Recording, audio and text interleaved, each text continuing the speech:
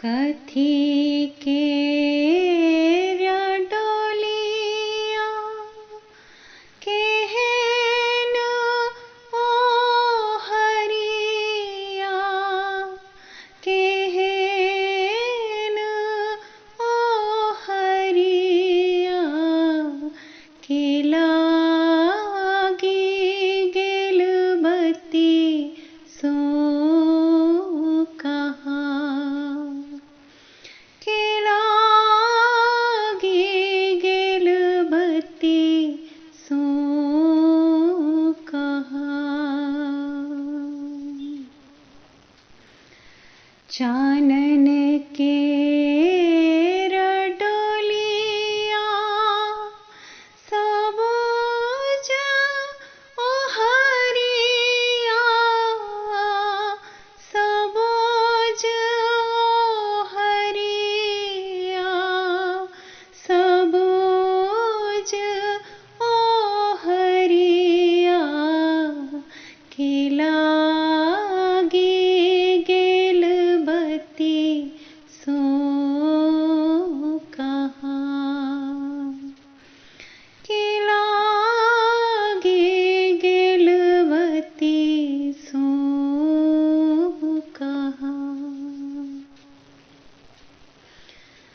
कियो जे काने राज महल में राज महल में राज महल में कियो कान्हे दरबार कियो कान्हे दरबार कियो जे काने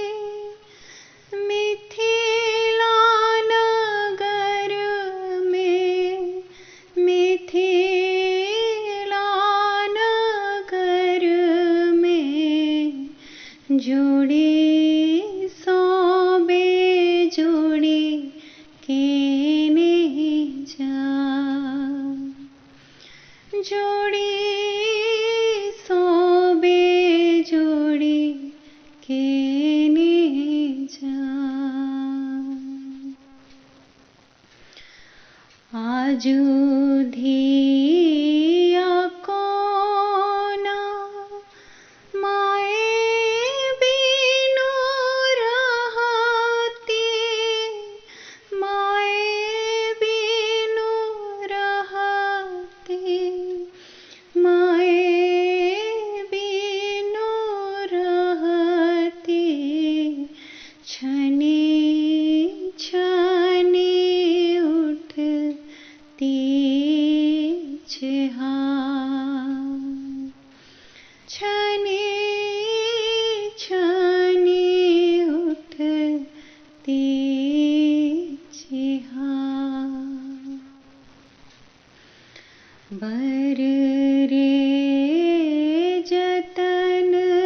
सो सिया धिया पोसलो सिया धिया पोसलो से हो सिया राम नेने जा से हो सिया राम नेने जा